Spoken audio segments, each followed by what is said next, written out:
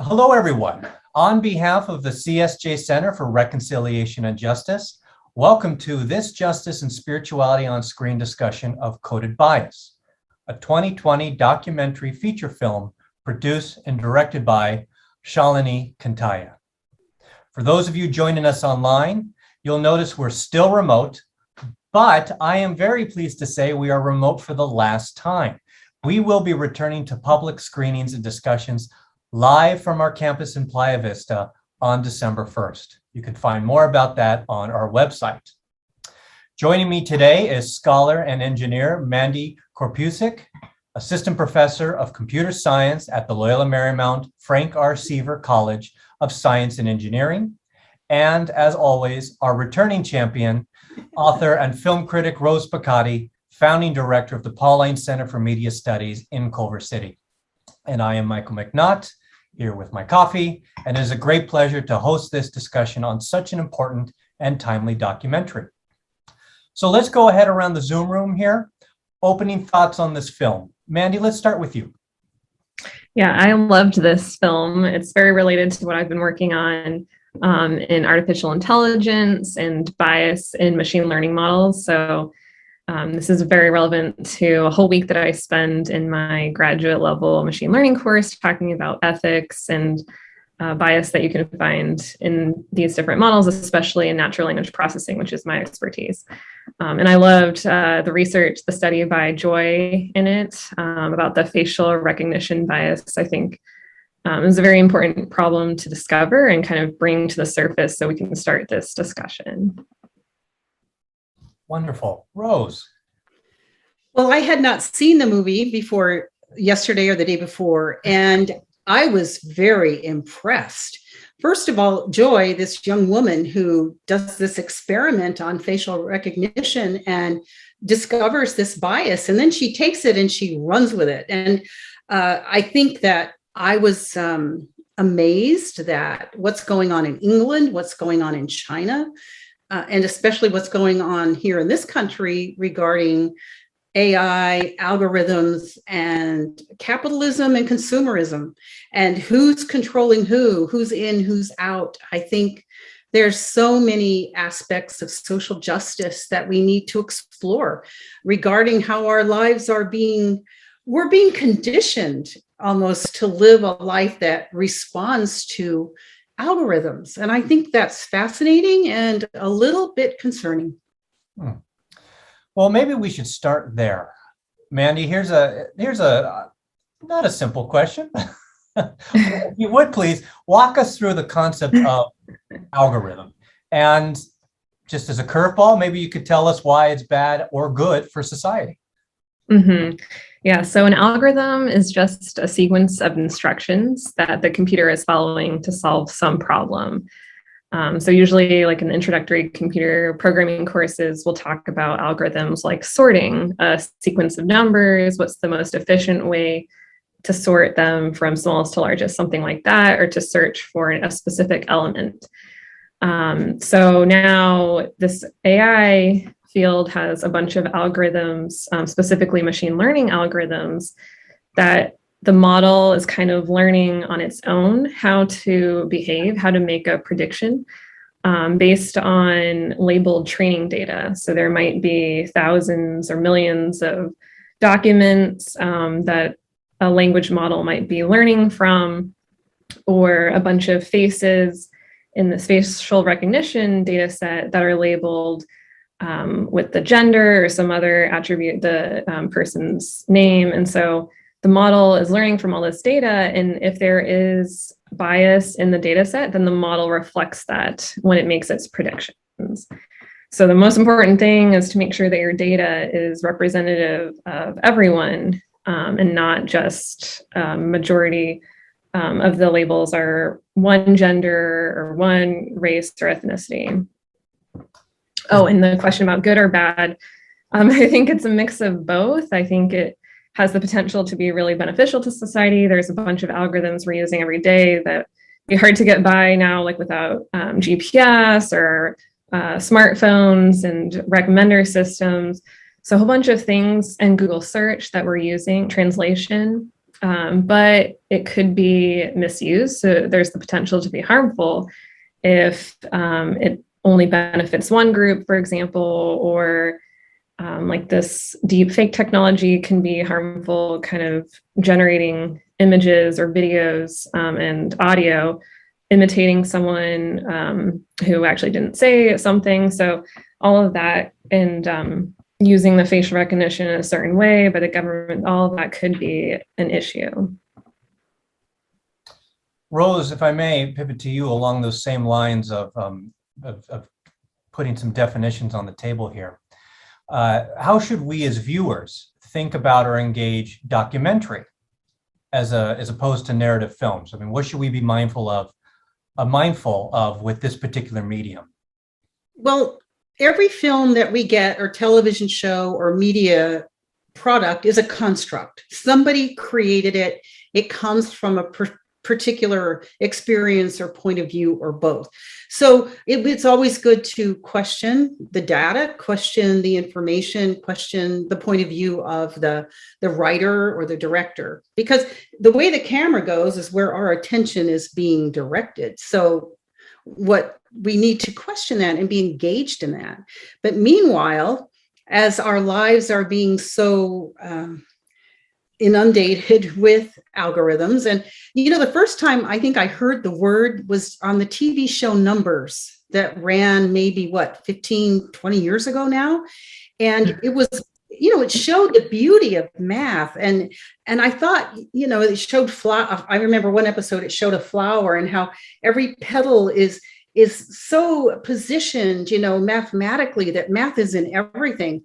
And it made it seem, I was like, wow, what did I miss out in high school? So, but then I saw The Imitation Game again recently, and it was an algorithm that basically broke the Enigma code that finally allowed the Allies to get the upper hand in World War II and win. And if you go back and see that film, I think a film like Coded Bias will make more sense to you because it's so basic. It was like the first time, I think, algorithms and that, I don't know if the word was used, but the whole idea of digital, the digital universe was first put out there by Alan Turing. Mm-hmm. Then the other film that came to my mind was Minority Report, because even in England, they're using facial recognition, especially in police work.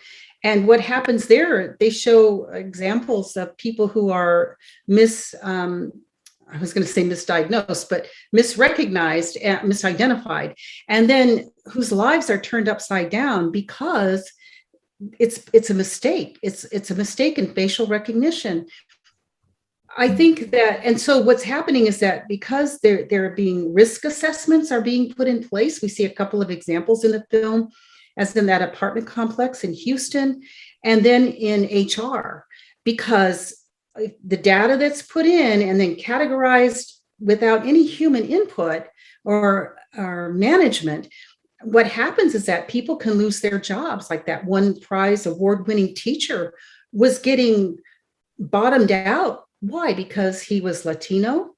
And I guess other elements in his life that gave him a bad rating. And he had all these awards to show that that wasn't true. But an algorithm doesn't have ethics. The only ethics that come in are the human beings who put them there. That was a very long answer to a short question. You made me think of something, Rose. And actually, I want to throw this back to you, Mandy, if I might. And this is slightly a slight detour to our larger conversation here. But Rose, you mentioned a lot of really good movies there, at least ones I like. And I've got no account for taste, so that, take it for what it's worth. But Mandy, how much do you find, as an actual engineer, how much do you find that our views on technology like algorithms and AR are shaped by science fiction movies as opposed to actual science? And are they far apart, or are they fairly close to each other? I think similar, but I find that people have fears about AI, maybe because of the media that I don't share, like being up close to it. I see that it will take a long time for the technology to be as good as we expect it to be, like even self-driving cars. I'm a little skeptical that the technology is as advanced as we think it is. Like even the AlphaGo playing reinforcement learning algorithm, I think is very good at specific tasks like playing games, but not so much in like artificial general intelligence, being able to understand things. And like these language models are really, really good at being able to generate coherent sounding text, but they don't have any true understanding. It's just kind of spitting out text in a way that's formatted well, but maybe the content isn't perfect. So I think it's similar, but maybe not. It's like harder to solve these problems than people might think. So with that in mind, would you say, are we still in a bit in the Wild West of this kind of technology, as some subjects in the film suggested? Yeah, I think a little bit. It's all so new and happening so quickly. We haven't really even had a chance. It's only very recently that we've become aware of the bias that's in our data sets and in our models, and the harmful uses that there could be with them. So I think we still definitely need to do more research. And luckily, a lot of conferences that I even publish at are having entire tracks like on data-centric AI or ethics and bias. And so there's a lot more emphasis now that we're realizing this problem. We need to do a lot more to kind of uncover the issue, and then a ton of work needs to be done on addressing it. And so far, it's been kind of like researchers are building the models and the companies are jumping in and deploying them and using them. And there hasn't been any regulation yet because it's happening so quickly, I think. So we kind of need to come together and probably have companies with AI and ethics teams and maybe some government regulation as well. Speaking of ethics, Rose, let me ask you this. What wisdom from our religious and spiritual traditions might we draw upon as we discern this type of technology? I'm going to say just the main one is going to be discernment and critical discernment. Because we're not even aware, I think, of the role of algorithms in our lives or what's going on behind the scenes in our phones and things like that. And one thing that came to my mind was the idea of math and social justice. And there was an article in the New York Times about California last week that said they're trying to put in the curriculum, in the math curriculum, a track about social justice. And when I first read the article, it didn't make any sense to me. Then I saw this movie and I said, well, I can see where you need to have ethics in how we apply mathematics. And what a thought that is. And so how do we bring that critical eye, that discerning eye to every aspect of modern life? It's so busy and it's so endemic. It's so pervasive. For example, the film says that there are 6 major corporations in this country that are using this AI and algorithms and all the technology and the machinery that's running everything. And in China, there are 3 companies, but they're actually working for the government. So we've got commerce and profit here that's controlling our lives. And in England and Hong Kong, the film shows, England and China, the film shows how that in China, for example, if you live a good life, you start with a social credit score. And that if that goes up or down or goes down, then your even ability to find a spouse or a boyfriend or a girlfriend may be very limited because you're not considered a worthy enough person in the government's eyes. But here we've got commercial and profit interests running our lives. And that, we dealt with that when media was just legacy media, regular press, film, radio, television. Now that with this digital Wild West, as you mentioned, and the film does too, with this lack of control, the only thing that will save us is discernment, critical discernment toward ethics and social justice, not just thinking of ourselves, but thinking of our families, of our neighbors, the wider community, because this isn't just for us. Remember, we live in a global world. And what Mandy said about government control, it's in the film too. But what I noticed in the film when they had the hearing, when Joy and Miss O'Neill got called to testify there, or it was Joy especially, both sides of the aisle were on board with this. They were both interested in what was going on and what's being done in our name, and kind of it's just kind of self-generating its own. I don't know. I had this image of this octopus on a free roll, and it just keeps going and going and going and gathering as it goes. So I don't know. I think the only thing we have is to stop and to reflect and to discern and to be aware. And, documentaries can really help us be aware, and so can narrative film. But then again, you weigh that. You don't just take it in and just say that, this is it. No, let's see another film about this. Let's read something. Mandy, you've kind of touched on this a bit, but I would like you to expand on this a bit more if you wouldn't mind. But knowing these impacts that we're discussing now and that these tools have, what do you see as the important next steps? Actually, I really love what Sister Rose said about discernment and then introducing social justice and ethics into the math curriculum. Because as an educator, that's what I think about: training the next generation of engineers and mathematicians and computer scientists. I think that is one of the most important things we can do before they graduate and they go off into industry and they start building all this technology. We should be introducing, like a lot of people in Seaver College and STEM might think, well, how does this relate to the technical stuff? I should just focus on the technical content. I don't really need to think about any of this ethics or social justice stuff. But the person using the technology is a really important aspect. So I think we need to teach our students and to ask these questions, like, number one, which groups will the technology benefit? And then two, which groups are not benefiting from it? Like with the speech recognizers in the past that were originally only trained on white male speech. And so they didn't do as well on children or women or people of color.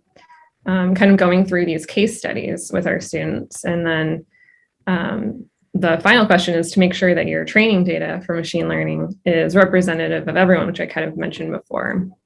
And so I think that's key. And then, the other thing I mentioned, still some sort of regulation for these companies that Sister Rose was saying. We're in the US, we're definitely, our lives are kind of controlled by these companies that are building the applications we use every day.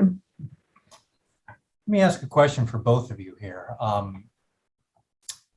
What impact do you see the use of these algorithms having on personal identity? Kind of a larger sense. Well, by your searches, you're remembered. Everything you do online is remembered, and it comes back to you in advertising. You do a search on Google and all of a sudden you're getting ads for it on Facebook. That's happened to me a couple of times. And thank God it was only shoes. I'm just saying, but, anything you do, it's there, and it's there forever, and it's collecting. It's like, it's never stopping. It's always collecting and putting it together and sorting and organizing and categorizing. And it knows everything about us. And if Facebook is supposed to take away their facial recognition, they said they were going to dismantle that. I don't know if that's true or not, but otherwise, that's data that can be sold that we're not aware of. It can be sold to the government, to the FBI. The FBI already has a certain amount of facial recognition data. So there's all these things that are just, they're tentacles in our lives. And now, what was your question? What do you think? You're on the right track. I'm just curious what you think the use of algorithms has on personal identity. Oh, okay. So there we go. Form our identity, how we understand ourselves in this world. Body image. What we're fed as the ideal body is always out there, especially online, on social media platforms, on advertising, on what's advertised. And there's a movie called Screened Out. I may have talked about this before, but it tells it's this dad up in Canada. He's a director. He directs the film, but he puts away all of his devices and he goes on a journey across Canada and the US to find out about what the influence and impact of social media is on young people and families. And, comes across this father and his daughter, and they're immigrants to this country. And she became so taken up with Instagram and everything that was going on there. And, he just intervened just before she was going to take her life. And I think we can't put too fine a point on this, that it matters to young people, especially when families are kind of fractured and society's kind of fractured and at odds with itself.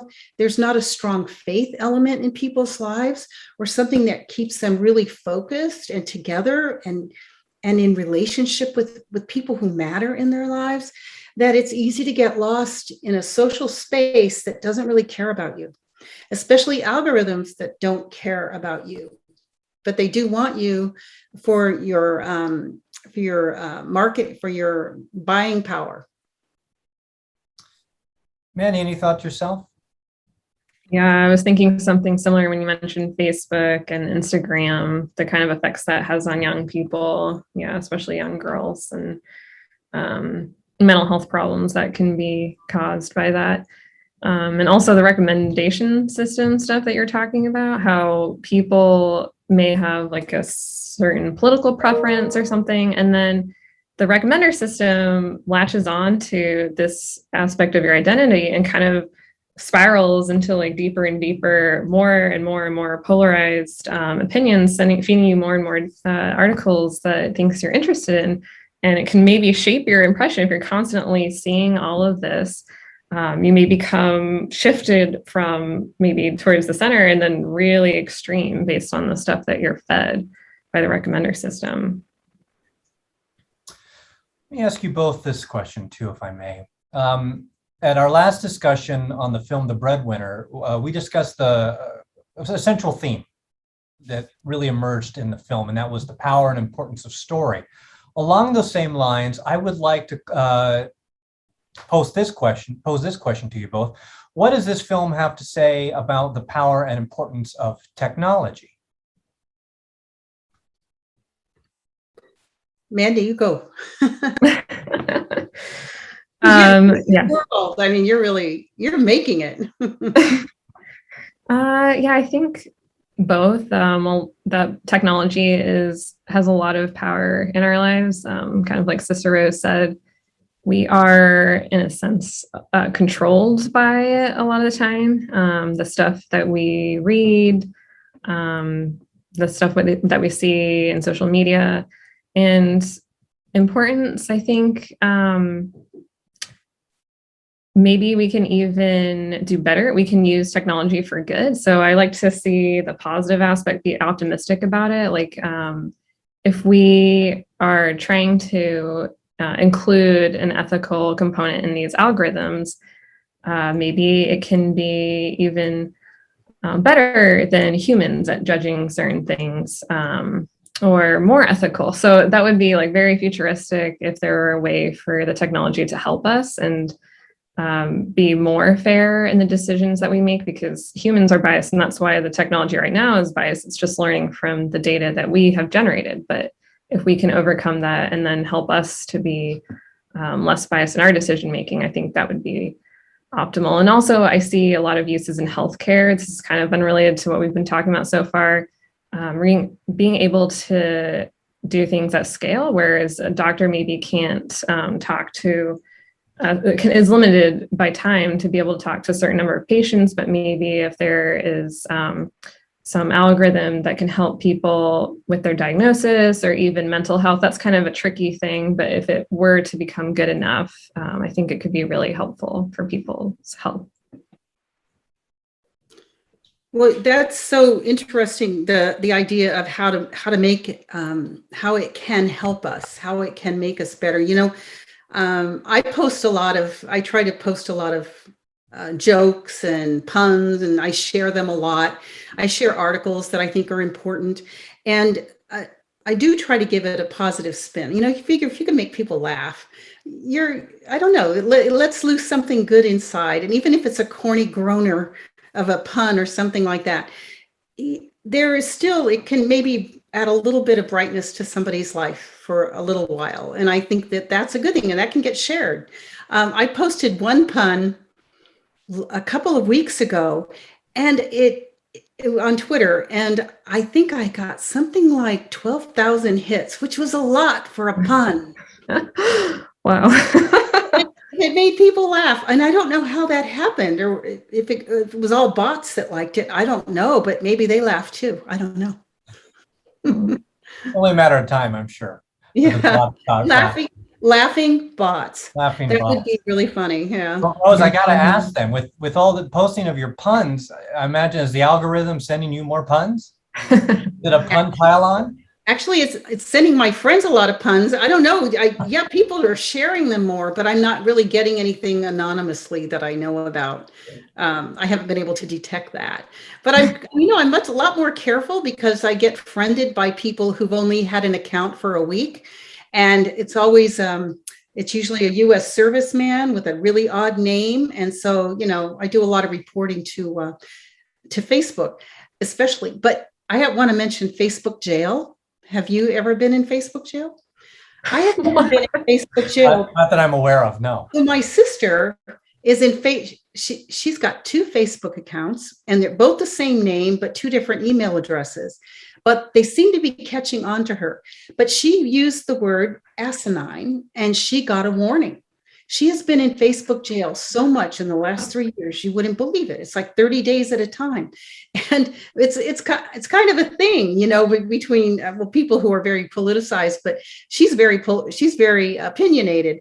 So, but asinine isn't necessarily a bad word, but these algorithms can't detect context, can they? So they just detect words. And so she got a warning for that one.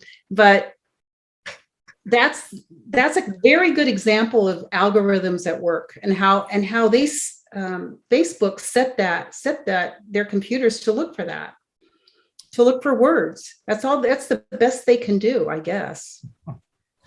Well, I think I might want to, along those lines, I do have one more question, and I'd like to pose this to you, Mandy, because the film, a lot of what we've been discussing here is a lot what was discussed in the film, as you hear about the great big companies that are using the algorithm to, control our lives or make money off of us. Yeah. But, the algorithms are made by engineers, perhaps with lots of good intentions, and driven by the insatiable curiosity of invention. Maybe you could there's a rare opportunity to speak with an engineer in this area. Why do engineers get into this kind of work? I mean, for yourself, what drove you to this particular line of work in engineering? Why the algorithm? Yeah.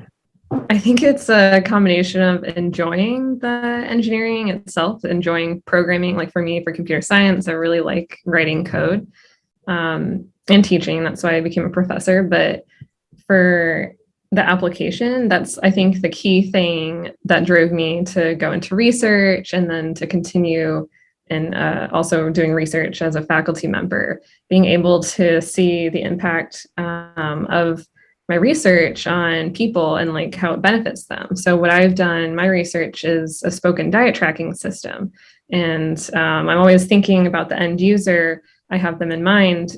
Who is going to use this? Someone who has obesity, or who wants to follow a specific diet and make sure they're getting enough nutrients, a well-balanced diet. So that's what appeals to me about it. Some people who are in research, I think, really love working on the algorithm itself. And for me, it's always applying it to an interesting use case, and even commercializing it eventually. So I know that kind of gets into the stuff that you're not so pleased with, sister. Oh, I'm fine with that, but I just, the evil overlords that have cornered the market, so to speak. Well, it's profit that is such a, it's because it's that widening gap between the rich and the poor, and being mindful that these systems can, these systems can oppress people. It's like the one story in the film about the woman, I guess, who had been in prison or in jail, and she was African American, and she gets out and she's living this fabulous good life. She gets an education, she gets a job, and all of a sudden she gets called and told that she has to go in to see her parole officer every week, and she finds out it's because of a computer program that still marks her as high risk, even though she was not a violent offender. But now she is, because of her income, where she lives, all these factors that are really making her life difficult. And that was kind of sad to see that. So, and she's probably not the only one. And young people, the same thing happens to juveniles. So what is this? How is this feeding people into our prison system? And so that's another aspect of social justice. But I do want to say, I love what you said about healthcare and about how people can, how can this help people with dieting or with proper nutrition? I think that's such a positive thing. And then, if I may, then let's close on an optimistic note here, Mandy. Per Rose's point about this particular scene in the film where the algorithm has had a severe inhibition on this woman's life, what do you see as the corrections to that algorithm to make sure that doesn't happen? I think it comes back to fixing the data. So with like recidivism prediction algorithms, we know there could be a bias based on like a certain characteristic or attribute of people that tend to have higher or more often higher probability of being predicted high risk, like you mentioned. But if we can correct for that, if we use algorithms that can kind of remove these attributes or make it more fair, or increase the training data for other ethnicities that are also high risk. There are different ways to do it, but I think it comes down to trying various approaches and then testing it on a held out data set that is more fairly distributed, kind of like they did in the Gender Shades project in the film, and then making sure that you don't deploy the software until you know that it's working at a certain threshold of accuracy on all groups of people. And so I think that's the problem when we get excited about something. It's like, oh, let's just start applying it now. The engineers know, wait, it's not ready, and then the company wants to deploy it. So there's a tension there. And I think if we kind of slow down, reflect, and discern, like Sister Rose said, we can come up with a solution. We just need to make sure we put the time and energy into that. Well, very good. Well, my thanks to you both for sharing your time with us. Sorry, we're coming to a close here. But if I might say before we close, I would like to thank our colleagues at the LMU School of Film and Television, Center for Religion and Spirituality, William H. Hannon Library, LMU External Relations, and CIMA, who have all contributed to the work of this series. We are grateful for your time, efforts, and continued collaboration. Today's discussion is the first of two on this film. The second will actually be on Friday, at which we will answer your questions, those of you watching at home right now. So please leave your questions in the comments section of this video. My thanks again to our panel, Mandy, Rose, and we look forward to concluding this conversation on Friday. Thank you both very much. Thank you. Thank you.